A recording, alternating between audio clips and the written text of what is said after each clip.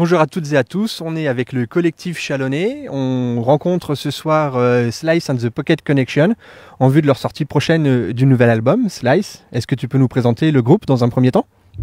Bonsoir. Alors tout d'abord, oui, Slice and the Pocket Connection, c'est tout simplement, je dirais un collectif au sens genre, on est une équipe de mecs soudés qui s'aiment vraiment bien et qui aimons avant tout faire de la musique ensemble. Et ça, c'est vraiment un truc incroyable. Moi, dans ce groupe, donc, je suis chanteur, je suis aussi guitariste. J'ai aussi la casquette de compositeur, d'arrangeur et coproducteur. Depuis donc notre rencontre avec Monsieur Pierre Jacot, qui s'est donc associé avec nous justement pour la production de cet album. Alors pardon, on va en parler après parce que je crois que la rencontre a été assez fortuite, donc on en parlera. On va parler du premier album qui est sorti en 2019, c'est ça? C'est exactement ça, le premier album, donc Shake Your Mama, qui est sorti en 2019, c'est exactement ça, fin de l'été.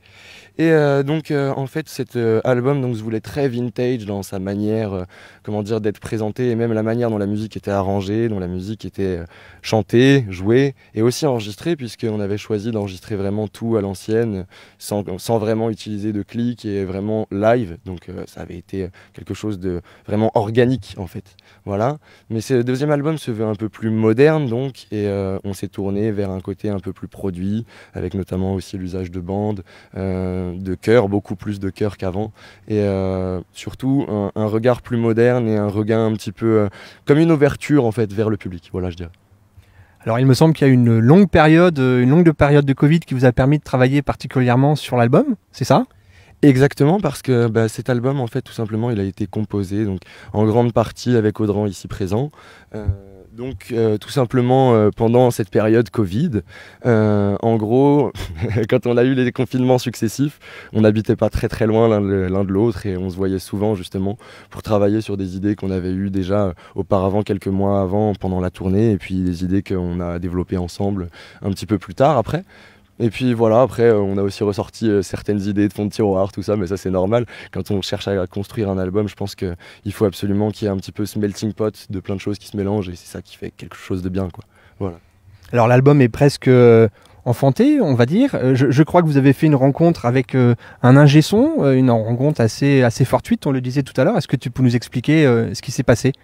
Exactement, alors en fait, par l'intermédiaire de notre claviériste, Fred, alias, en fait, il a jeté une bouteille à la mer tout simplement. Il a envoyé donc cet album qui à la base se voulait autoproduit comme le premier, enregistré totalement à la maison et avec nos moyens à nous, mixé par nous-mêmes quasiment. Et en fait, on était arrivé donc au stade où est-ce qu'il n'y avait plus qu'à masteriser normalement. Et on voulait un petit peu un regard extérieur et donc Fred a eu la très bonne idée de réussir à trouver le contact de Monsieur Pierre Jacot qui donc travaille à Abbey Road et qui a travaillé avec les plus grands de ce monde, sans trop en citer, je dirais Prince, Lady Gaga, Rihanna, Phil Collins, Peter Gabriel, plein d'autres, Ray Charles, enfin voilà. Un grand monsieur. Un grand monsieur, voilà. Du coup, j'ajouterais donc à ça qu'il lui a envoyé les titres à la base pour avoir un avis. Et en fait, il a rapidement écouté les titres, on a rapidement eu un retour de sa part. Et à ce moment-là, il nous a indiqué tout simplement que il voulait qu'on se rencontre, pardon, et surtout qu'il voulait travailler avec nous. Et ça, c'est quand même pas rien. On s'est dit, waouh, là, c'est quand même quelque chose qui nous tombe dessus, mais quelque chose de vraiment génial. Donc, suite à ça, on a réenregistré les batteries et des voix à Abbey Road sur cet album qui se veut presque un double parce qu'il y aura 17 titres, donc c'est un gros album. Voilà, donc on a bien retravaillé tout ça et aujourd'hui, il est en cours de production. Ça sera très bientôt terminé. La musique sera, je pense, écoutable, en tout cas pour notre part, courant septembre. Maintenant, il faudra trouver un distributeur, un éditeur derrière pour justement pouvoir distribuer ça correctement. Donc c'est un appel aussi en quelque sorte. Éventuellement, oui. Alors je crois que tu as une anecdote par rapport au micro justement quand vous avez enregistré les voix dont tu nous parlais tout à l'heure. Oh oui, ça m'a fait beaucoup rougir, je dirais. En fait, il se trouve que donc, Pierre Jacot, juste avant qu'on enregistre donc, un titre hommage à James Brown, sur lequel d'ailleurs M. Fred Chapelier nous a fait l'honneur de venir enregistrer une guitare, il me dit « Est-ce que tu sais dans quel micro tu chantes là ?»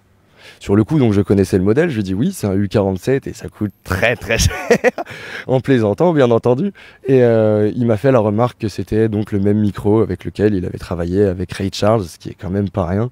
Sauf que il me dit ça avant que je chante. Moi, je pouvais plus chanter après. Voilà, tout simplement. Ok, alors l'avenir, je crois que vous travaillez maintenant sur le live de l'album pour pouvoir vous produire, c'est ça? Exactement ça, en fait, en ce moment, en même temps qu'on termine la production et l'aspect sortie de l'album en disque et en vinyle éventuellement, on prépare tout de suite justement notre aptitude à le jouer en live et à le défendre sur les scènes d'ici et de Navarre. Les scènes d'ici de Navarre. Exactement. Ça marche. Et ben écoute, merci Slice, merci à tout le groupe, Pierre, Audran, Clémence, Fred, Édouard. Et puis toi, voilà. Et puis c'était le collectif Chalonnais, merci. Et puis à bientôt. Au revoir.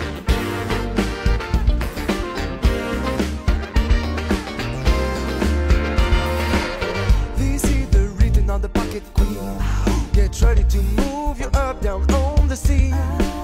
Backstage, got the beat, makes to be, and T-shirt is here, blowing up their horns. Freaky little chicks blowing up there. Mr. T's coming up there, attracted by the smell of this funk. And now we say, do you feel the groove? Motherfuckers, are you drunk?